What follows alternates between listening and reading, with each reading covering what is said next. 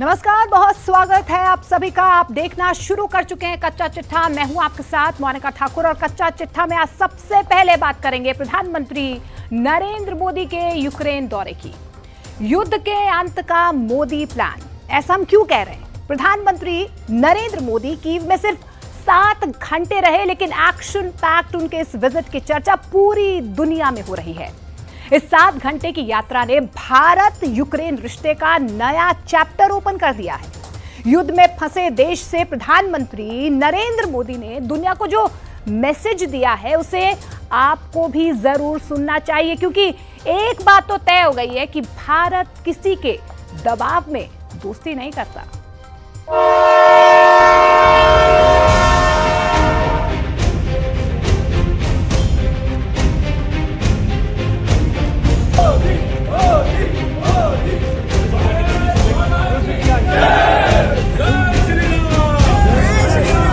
Hope that all of these visits will bring us closer to an end of the conflict.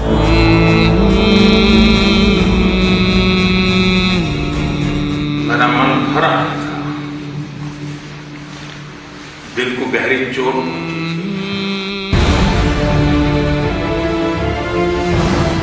इतिहास में ऐसे क्षण बहुत कम आते हैं। भारत के विदेश नीति में ऐसे पल बहुधा नहीं आते। फ्रेम दर फ्रेम तस्वीर देखिए। इन तस्वीरों पर पूरी दुनिया एकटक नजरें गड़ाए बैठी है। प्रधानमंत्री नरेंद्र मोदी आगे बढ़ते हैं, यूक्रेन के राष्ट्रपति वोलोदिमीर ज़ेलेंस्की से हाथ मिलाते हैं, फिर दोनों गले मिलते हैं। आगे दृश्य में दिखता है कि प्रधानमंत्री नरेंद्र मोदी राष्ट्रपति ज़ेलेंस्की के कंधे पर हाथ रखकर सामने लगी स्क्रीन पर देख रहे हैं। दोनों भावुक हैं। नजरें वो मंजर बयां कर रही हैं कि कैसे युद्ध की विभीषिका ने सैकड़ों धुधमुहे शिशुओं को लील लिया। स्तब्ध, अव्यक्त, निःशब्द। मोदी ने सोशल मीडिया पर लिखा, कोई भी जंग बच्चों के लिए सबसे ज्यादा विनाशकारी होती है। मैं जंग में मारे गए बच्चों के परिजनों के साथ हूं। मैं प्रार्थना करता हूं कि उन्हें इस दुख से लड़ने की शक्ति मिले। दोनों नेता यूक्रेन नेशनल म्यूजियम पहुंचे, जहां उन्होंने जंग में मारे गए बच्चों को श्रद्धांजलि दी।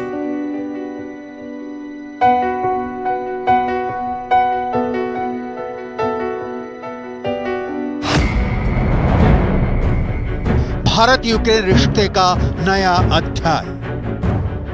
नरेंद्र मोदी यूक्रेन की यात्रा करने वाले भारत के पहले प्रधानमंत्री हैं। सोवियत रूस के विखंडन के बाद अब तक भारत के किसी प्रधानमंत्री ने यूक्रेन की यात्रा नहीं की थी। लिहाजा यूक्रेन में पीएम मोदी के लिए तैयारियां भी जबरदस्त दिखी। मेरिन्स्की पैलेस में पीएम मोदी और राष्ट्रपति ज़ेलेंस्की के बीच द्विपक्षीय बैठक हुई। मोदी के स्वागत में मेरिन्स्की पैलेस को भारत और यूक्रेन के झंडों से सजाया गया। मीडिया रिपोर्ट्स के मुताबिक दोनों नेता ने मेरिन्स्की पैलेस में करीब 3 घंटे बैठक की। राष्ट्रपति पुतिन से मिला, तब मीडिया के सामने आंख से आंख मिला करके मैंने उनको कहा था कि ये युद्ध का समय नहीं है। मैं पिछले दिनों रशिया के मुलाकात के लिए गया, वहां भी मैंने साफ शब्दों में अपनी बात कही है कि किसी भी समस्या का समाधान रणभूमि में कभी भी नहीं होता है। You're a big country, you have big influence, and you can stop Putin, and you can stop and hold his economy and put him really on his place. And his place, you know where is his place.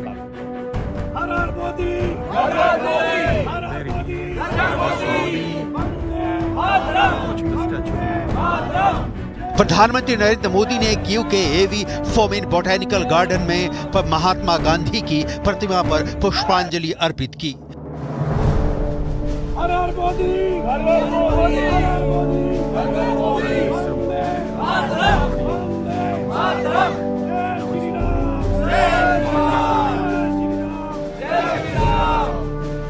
PM Modi ने Kyiv में महात्मा गांधी को श्रद्धांजलि देते हुए एक तस्वीर social media पर post की।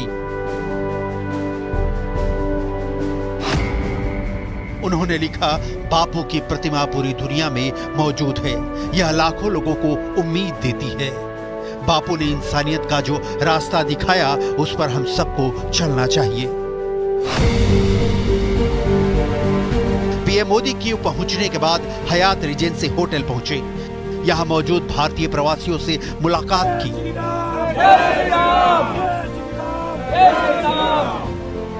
प्रधानमंत्री नरेंद्र मोदी गुरुवार रात को पोलैंड की राजधानी वार्सा से ट्रेन से निकले थे।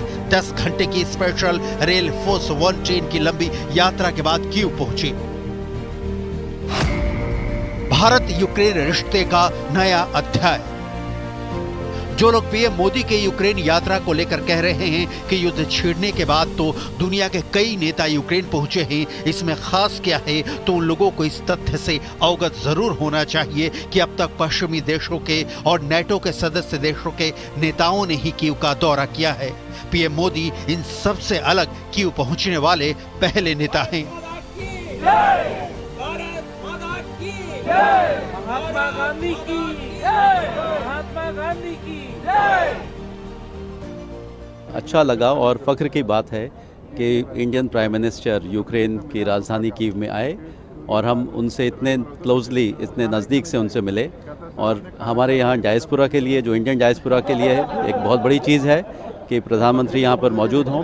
इतना नज़दीक से उनसे मिलकर के एक जोश दिल में आ जाता है। उन्होंने सेकंड किया और मैंने सिर्फ इतने लोग थे तो इतना तो टाइम नहीं दिया, बट मैंने पूछा केम छो साहब, तो उन्होंने बोला मजा में पहला। सो बहुत अच्छा लगा, बहुत प्यार से सबको मिले। 10 घंटे के इतने जर्नी के बाद भी वो इतने फ्रेश थे, इतने एनर्जी थे, तो बहुत अच्छा लगा।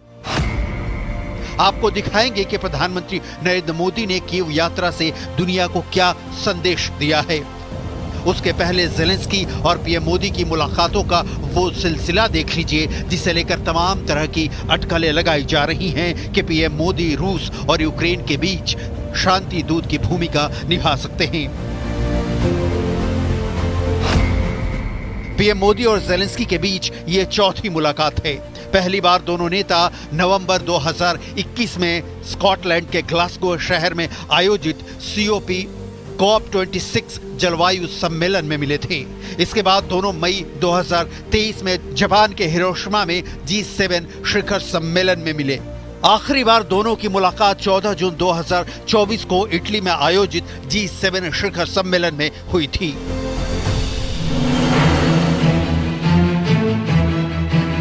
पीएम मोदी का मैसेज लाउड एंड क्लियर है कि युद्ध के मैदान में शांति वाला समाधान नहीं निकाला जा सकता। आपको याद हो तो जब प्रधानमंत्री नरेंद्र मोदी रूस पहुंचे थे, राष्ट्रपति पुतिन के साथ प्राइवेट डिनर कर रहे थे, उस वक्त यूक्रेन के राष्ट्रपति ज़ेलेंस्की ने पीएम मोदी की रूस यात्रा की निंदा की थी।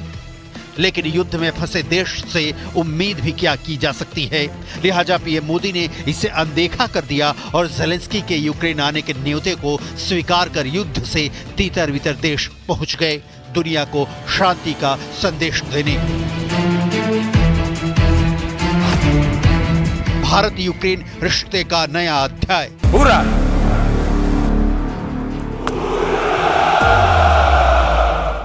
यूक्रेन से भारत के रिश्ते रूस के रिश्तों के बैकग्राउंड में नहीं देखना चाहिए। रूस भारत का ऑल वेदर टेस्टेड फ्रेंड है, लेकिन विदेश नीति किसी एक के साथ दोस्ती और उसके दुश्मन के साथ दुश्मनी निभाकर नहीं निभाई जाती। जबकि ये कई बार हुआ है कि भारत ने पश्चिमी देशों के दबाव के बावजूद यूक्रेन का साथ नहीं दिया।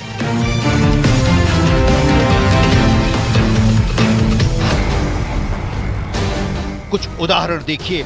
2024 यूएनजीए में रूस के यूक्रेन के हमले के खिलाफ निंदा प्रस्ताव आया, भारत ने दूरी बना ली।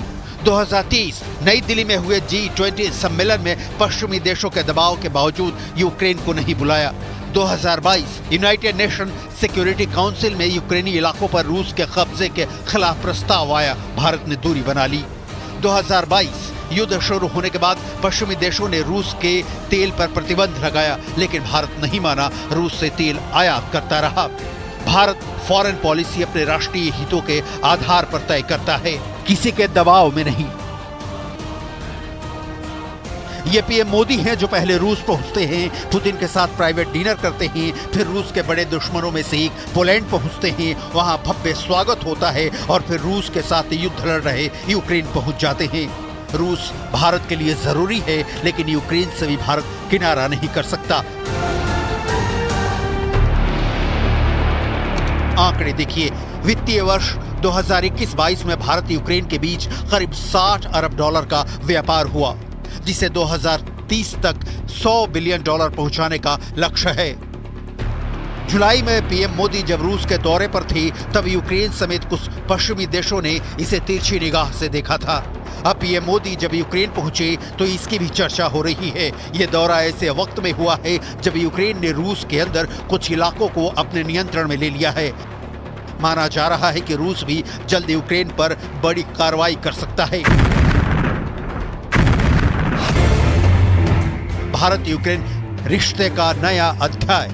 पीएम मोदी ने बार बार ये साफ किया है कि भारत किसी एक का पक्ष नहीं लेगा, लेकिन वो शांति के पुल की तरह जरूर काम करेगा। नरेंद्र मोदी उन चुनिंदा ग्लोबल लीडर में शामिल हो गए हैं जिनकी मेजबानी युद्ध में उलझे दोनों देश यूक्रेन और रूस ने की है।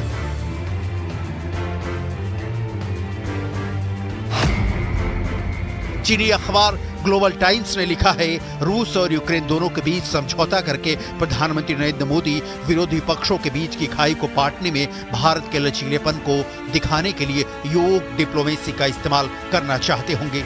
हालांकि एक्सपर्ट का कहना है कि इस बार योग डिप्लोमेसी को सफल बनाने के लिए नई दिल्ली में ताकत की कमी है। भारत की कूटनीतिक ताकत चीन के लिए चिंता का विषय है।